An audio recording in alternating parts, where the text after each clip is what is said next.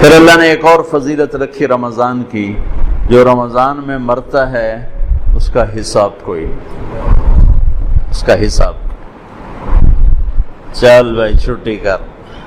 ایک آدمی کہنے لگا تو کیا رمضان کے بعد پھر شروع ہوتا ہے؟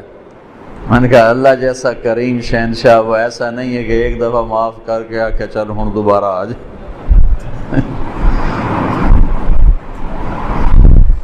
جب وہ ایک دفعہ اس نے چھوڑ دیا، اب دوبارہ وہ اس کا کھاتا نہیں کھولے گا کہ چل آ بھائی ہوں رمضان گزر گیا چل کان نہ پلے۔ وہ جس کو رمضان میں موت دے رہا ہے وہ کوئی اس کی نیکی اس نے پسند کی ہے۔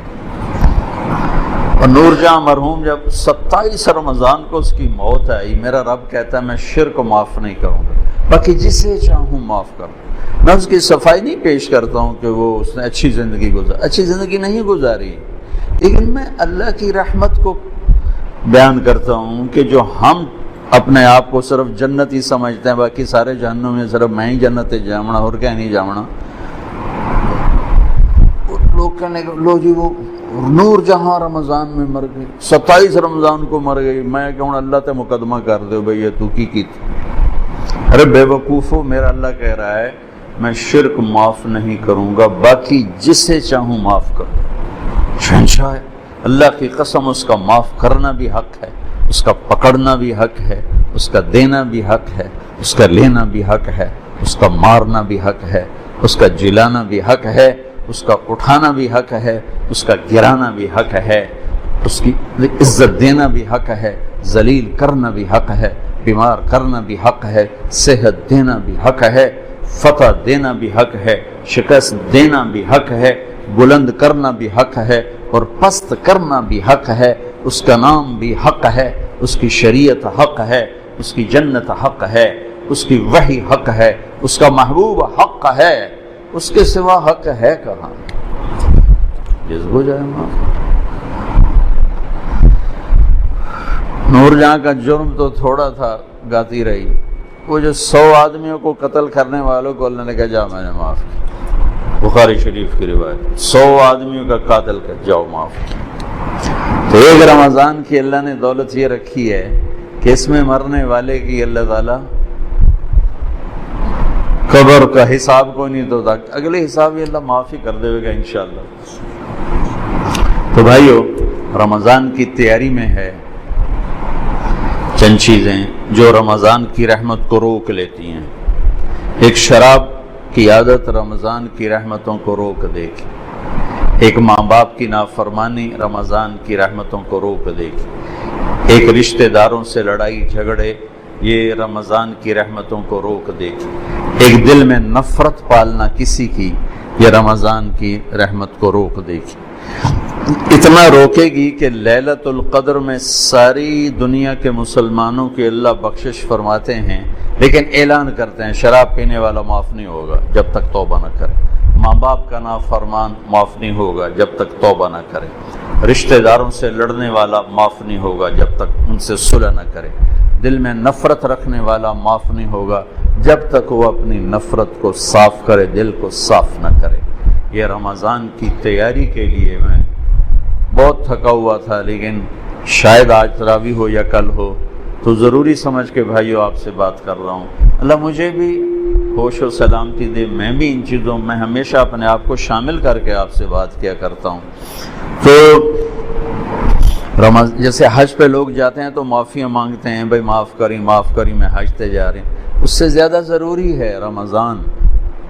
جتنے فضائل رمضان کے ہیں اتنے حج کے نہیں ہیں، جتنے فضائل رمضان کے ہیں اتنے حج کے نہیں ہیں۔ لوگ حج پہ جانے سے پہلے معافی مانگتے ہیں، ارے میرے بھائیو رمضان آنے سے پہلے اگر میں اور آپ کسی سے لڑے ہوئے ہیں اللہ کے واسطے صلح کر لیں، خاص طور پر قریبی رشتہ ہے صلح کر لیں، خاص طور پہ والدین، بیوی ہے، بہن بھائی ہیں، رشتہ دار ہیں، صلح کر لیں۔ میرے رب کی بارگاہ میں رشتہ داروں سے حسن سلوک یہ اتنا بڑا عمل ہے کہ ایک حدیث یاد آ گئی کہ میں تمہیں نفل نماز، روزہ، حج سے بڑا عمل بتاؤں؟ نفلی نماز، نفلی روزہ، نفلی صدقہ، نفلی حج. الا انبئکم بافضل من الصلاۃ والصیام والحج، میں تمہیں نفلی روزے، نفلی نماز، نفلی حج سے بڑا عمل بتاؤں؟ کہا جی بتائیے یا رسول اللہ. کہا آپس میں صلح صفائی سے رہنا، آپس میں پیار محبت سے رہنا، لڑے ہوں میں صلح کرانا. یہ اللہ کو نفلی، کتنے لوگ ہیں مصلی نہیں چھوڑتے لیکن سلام کر کے راضی نہیں ہیں. گرمی کے روزے، جمعرات کے پیر کا روزہ بھی نہیں چھوڑتے لیکن رشتہ داروں سے لڑائیاں پالی ہوئی ہیں. میرے بھائیوں، میرے اللہ کو ہماری بندگی کی ضرورت کوئی نہیں ہے، وہ ہمیں اچھا انسان دیکھنا چاہتا ہے. اچھے انسان میں بندگی کا ایک بہت بڑا عمل ہے، اور اس سے بڑا عمل ہے لوگوں سے پیار محبت سے رہنا. فرائض کی تو بات الگ ہے، فرائض تو فرائض ہیں، اس کو کوئی چیز نہیں پہنچ سکتی. نماز نہیں پڑھتا اور سب سے حسن سلوک کر رہا ہے تو یہ بھی کوئی اللہ کے ہاں پسندیدہ نہیں ہے. تو ایک اعتدال کی بیلنس لائف اللہ نے ہمیں بتائی ہے. بھائی اور رمضان کی آمد ہے تو اللہ کے واسطے ماں باپ کو راضی کر لیں. اگر زندہ ہیں، ناراض چلے گئے تو ان پر پڑھ کے اتنا کرو کہ ان کی خوشیاں تمہیں ان کی روحوں سے ملنا شروع ہو جائیں. اور لڑائی ہے تو صلح فرما لیں. میرے نبی نے فرمایا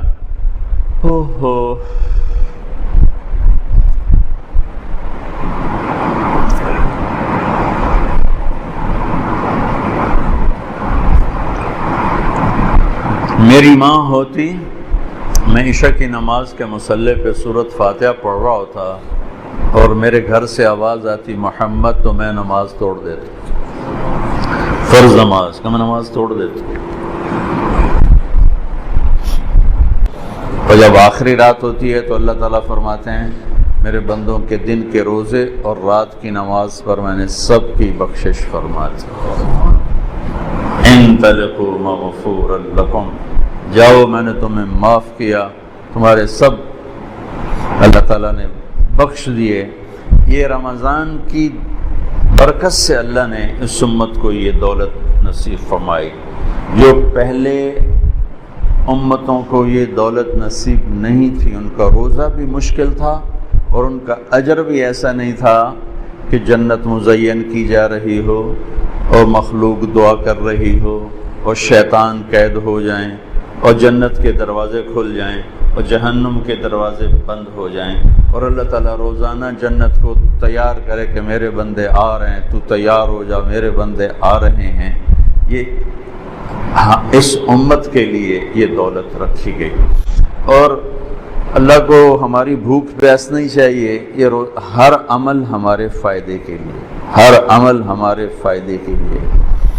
اور اللہ تعالیٰ نے اس روزے کو عجیب طرح اس کی فضیلت بیان کی ہے. نماز کا بدلہ جنت، حج کا بدلہ جنت، زکوٰۃ کا بدلہ جنت، ذکر کا بدلہ جنت، تلاوت کا بدلہ جنت، تبلیغ کا بدلہ جنت، تہجد کا بدلہ جنت، صلہ رحمی کا بدلہ جنت، سخاوت کا بدلہ جنت، معاف کرنے کا بدلہ جنت، تواضع کا بدلہ جنت، جھک جانے کا بدلہ جنت، محبت کا بدلہ جنت، ایثار کا بدلہ جنت، قربانی کا بدلہ جنت، قرآن کی تلاوت کا بدلہ جنت، تنہائی میں ذکر کا بدلہ جنت، سارے اعمال کا بدلہ جنت. اور روزہ، اللہ نے کہا روزے کا بدلہ تمہارا رب خود ہے، تمہیں اللہ ملے گا. جب اللہ ملے گا تو سب کچھ ملے گا. ہارون کی ایک باندی تھی، اس کا نام تھا خالصہ، ذرا سانولی سی تھی. ہارون کی 3000 باندیاں تھیں، ایک سے ایک بڑھ کر حسین تھی. وہ خالصہ کو ذرا ترجیح پروٹوکول دیتا تھا. تو باقی حیران ہوتے تھے کہ یہ ایویں بھیڑی جائی نو کیویں ایڈا سر تے چاڑی ودا. تو ایک دن دربار تھا تو ہارون نے کہا جو جس پہ ہاتھ رکھے گا اس کی. تو لوگ بھاگے دوڑے، کوئی ادھر کوئی ادھر کوئی ادھر کوئی، اے میری اے میری اے میری اے میری. وہ خالصہ کھڑی رہی تو ہارون نے کہا تو نے کوئی نہیں پسند کیا؟ کہنے لگی مجھے ضمانت چاہیے، جسے پسند کروں وہ پھر میرا ہی ہو۔ ہاں ہاں ہم نے اعلان کر دیا ہے۔ تو نے جا کے ہارون کے کندھے پہ ہاتھ رکھ دیا۔ انہوں نے کہا تو لب گیا تھا ہر شے لب گئے تھے، کملے آن کوئی ایدے بجے کوئی ایدے بجے، جن تو لب ہے ہر شے لب گئی۔ تو میں اللہ پہ قربان جاؤں گا، تو تم روزہ رکھو میں تمہیں مل جاؤں گا، میں مل جاؤں گا۔ اگر اللہ مل گیا تو پیچھے کیا رہ گیا؟ ان وجدتنی وجدت کل شیء وان فتنی فاتک کل شیء وانا خیر لک من کل شیء۔ میرا بندہ میری طلب میں آ، میں ملوں گا تجھے سب ملے گا، میں نہ ملا کچھ نہ ملا، کچھ نہ۔ اللہ کو پا کے اللہ کی قسم کچھ نہیں کھویا، اور اللہ کو کھو کے اللہ کی قسم کچھ نہیں پایا۔ ساری دھرتی سونے چاندی کی بن جائے اور تمہارے سامنے غلام ہو کر قدموں میں آ پڑے اور اللہ تم سے دور ہو گیا تو کچھ نہیں پایا۔ اللہ ہمیں آزمائش سے بچائے، عافیت سے اپنا ساتھ نصیب فرمائے۔ مثال کی بات کر رہا ہوں، سب کچھ کھو دیا، سب کچھ کھو دیا،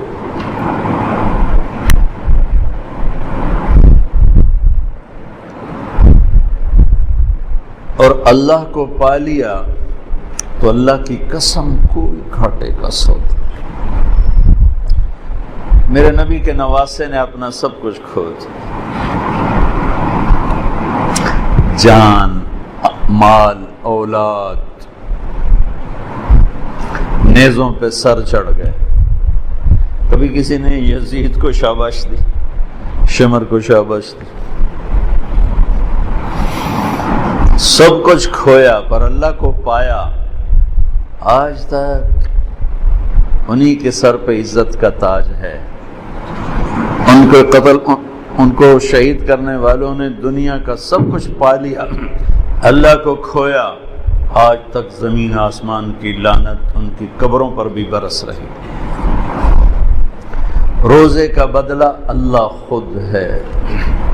بھائیو، ایک روزے کا اہتمام فرمائیں، ایک تراویح کا اہتمام فرمائیں۔ اب 2 رکعت بھی پڑھ کے چلے جائیں، اس کی قیمت ہے، لیکن یہ 1 مہینہ اپنے دنیا کے کام تھوڑے کر لیں، اپنی مشقت کو تھوڑا کر لیں، اپنے ملازموں کا کام بھی تھوڑا کر لیں، اپنے کاروبار کو ذرا سمیٹ لیں، اپنی دکانوں کے اوقات کو ذرا سمیٹ لیں۔ بھئی یہ مہینہ تو ہمیں اپنی آخرت کو بنانا ہے۔ اپنے نوکروں کو، مزدوروں کو بھی سہولت دو، اپنے آپ کو بھی سہولت دیں، اور اس میں اپنے اللہ کو منا لیں، جہنم کی آگ کو ٹھنڈا کر لیں کہ اس سے خوبصورت